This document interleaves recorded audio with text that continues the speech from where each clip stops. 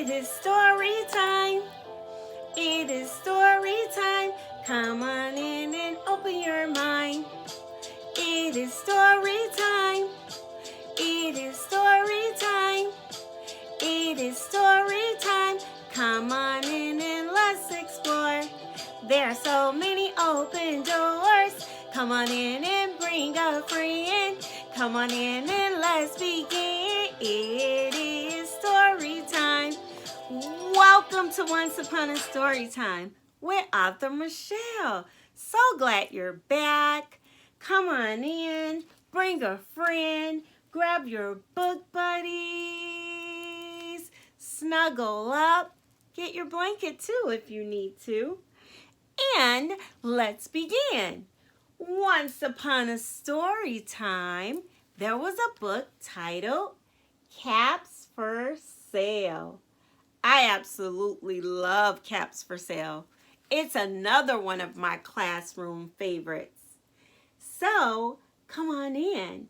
Let's find out and open this book door. Let's explore. Caps for Sale. A tale of a peddler, some monkeys, and their monkey business. Told and illustrated by Spear Slabakina. Caps for Sale. As I open this book door and begin to explore, take a look at that title page. What do you think this story is going to be about? This is a peddler. He has hats. A peddler is a person that sells things. So let's find out what this peddler is going to do with these hats.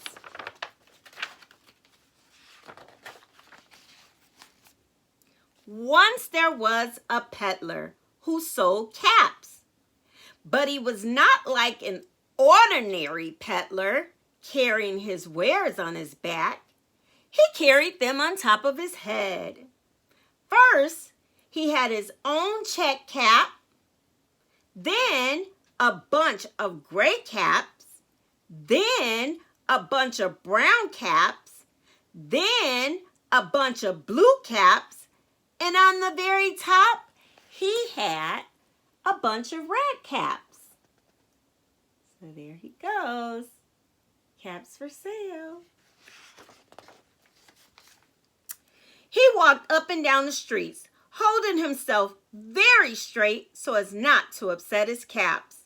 As he went along, he called, "Caps, caps for sale, 50 cents a cap." One morning, he couldn't sell any caps. He walked up the street, he walked down the street calling, "Caps, caps for sale, 50 cents a cap."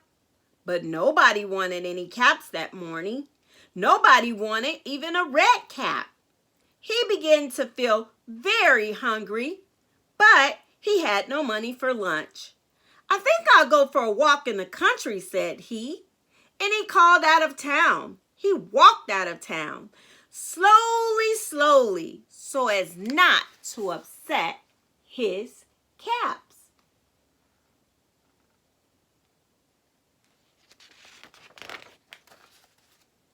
He walked for a long time until he came to a great big tree. "That's a nice place for a rest," thought he. He sat down very slowly under the tree, leaned back little by little against the tree trunk so as not to disturb the caps on his head. Then he put his hand up to feel if they were straight.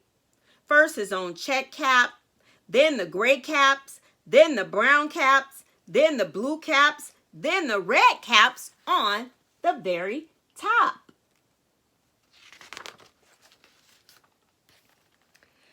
They were all there, so he went to sleep, and he slept for a long time. He must have been very tired. Then he woke up. He was fresh and refreshed and rested. But what do you notice? Do you notice anything about the Peddler now? Oh, I can hear you. I think you got it right. Well, let's turn this page and let's explore. But before standing up, he felt with his hand to make sure his caps were in the right place. All he felt was his own check cap. You guys were right. His hats were missing. Where do you think his caps are?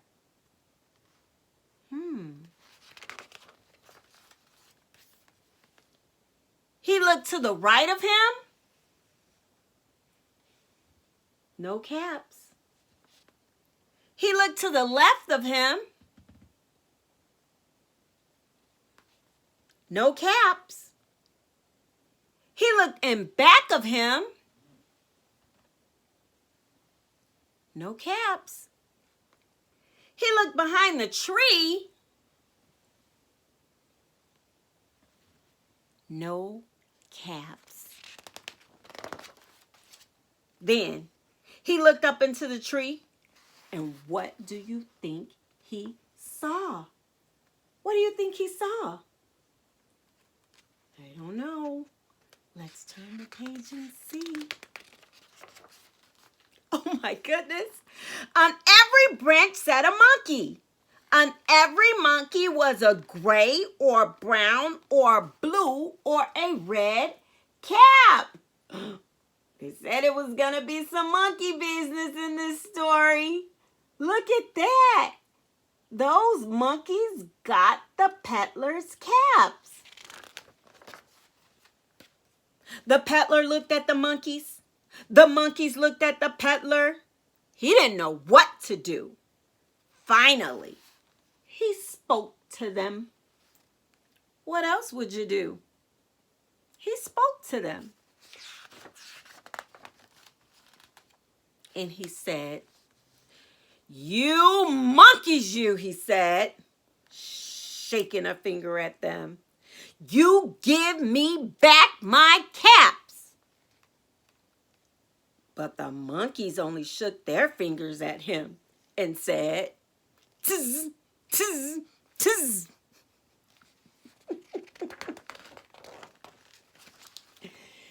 This made the Peddler angry. So he shook both of his hands at them and said, "You monkeys, you!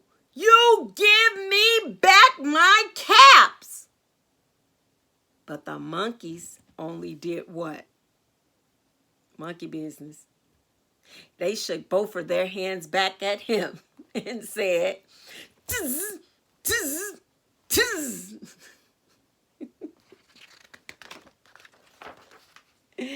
Now he felt quite angry. He stamped his foot and he said, "You monkeys, you! You better give me back my caps!" What did the monkeys do? They only stamped their feet back at him and said, "Tz, tz, tz."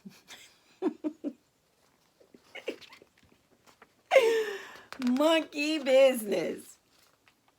By this time, the Peddler was really very, very angry. He stamped both his feet and shouted, ready guys? Do it with me. "You monkeys, you! You must give me back my caps!" But the monkeys only stamped both of their feet back at him. Are you ready? Let's do some monkey business. Tz, tz, tz. At last, he became so angry that he pulled off his own cap, threw it on the ground, and he began to walk away. What do you guys think he should do? That's a good thing. Walk away. He needs to calm down and take care of his big emotions, right? Sometimes we have really, really big emotions. We need to take care of those emotions. Go for a walk, Peddler. Take a deep breath.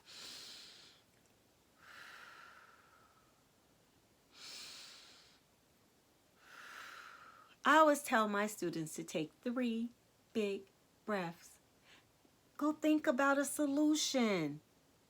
Think about what you can do. Is anger getting him his caps back? No, it's not. So he needs to calm himself down, take a walk, come on back and see what he can do to get those caps back. You think people like to be yelled at? No. So it didn't get him his caps back. Shaking his hands, stomping his feet. It's like having a tantrum. It didn't get him what he wanted. But then each monkey pulled off his cap. Look at that. I think the monkeys felt sorry for him. And all the gray caps and all the brown caps and all the blue caps and all the red caps came flying down out of the tree.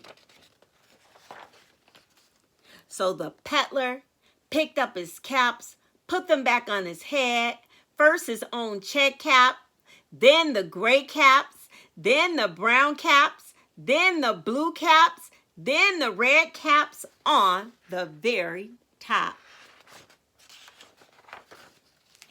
And slowly, slowly, he walked back to town calling, "Caps, caps for sale, 50 cents a cap."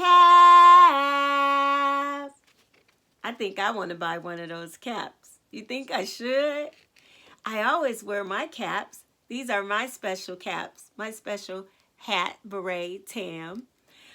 I absolutely love them. And I wear all different colors. So this peddler will be great and make a lot of money in my town because I will buy his caps. Why don't you try getting your own cap? Maybe at story time, you can wear a cap like me. I just absolutely love it. Well, if you would like to read Caps for Sale and have it in your home or your classroom, why don't you try visiting your local library just like I did? And if you decide that you want Caps for Sale to be a part of your library at home, why don't you visit your local bookstore or places like Amazon, Target? They have them too in Barnes & Noble. They can bring them to your doorstep as well. But I like visiting a bookstore. Oh, it's so many books in there and so much fun. And they have a lot of other stuff too about books that you can get. Just like the library as well. So, story time is all done. Thank you, everyone. If you're getting ready for bedtime, good night, sleep tight. If you're getting ready for nap time, have a nice rest. Or if you're just enjoying story time, come on back. I'm reading more stories. I read Caps for Sale. And in my last story, I read Abby Yo-Yo. So check that one out.